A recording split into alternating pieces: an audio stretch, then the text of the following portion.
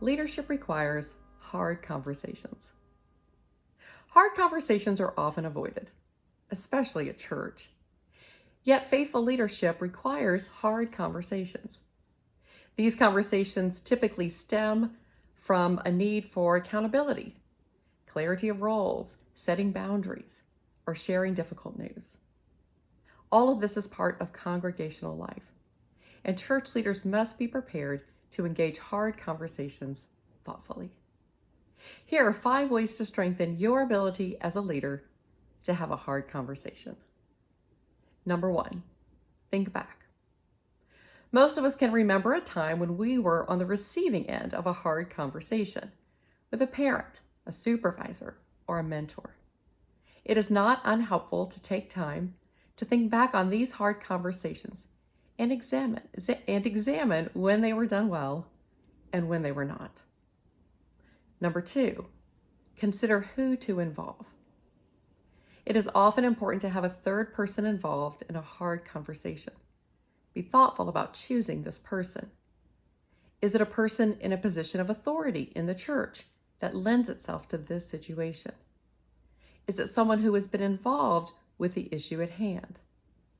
Ideally, an additional person, if needed, is a person with a high level of trust among all parties involved. Number 3, plan the setting wisely. Where a hard conversation takes place is important. Consider the feelings of the person on the receiving end of the information. A public place like a coffee shop may or may not be helpful. A sacred place like a chapel or sanctuary may or may not be welcome.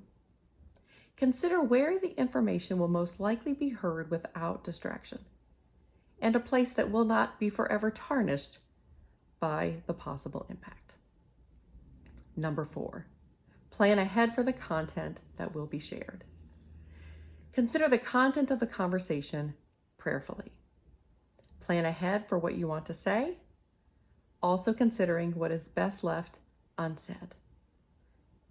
Stay concise, be honest. Acknowledge any tension or awkwardness. Also acknowledge the reason this hard conversation is important. Is it because a ministry has been negatively impacted? Is it because a person has been harmed? Connect the reason for the hard conversation to the larger life of the church. This takes the emphasis away from the personal and keeps it within the bounds of the larger health and vitality of the congregation. Be sure to give clear next steps.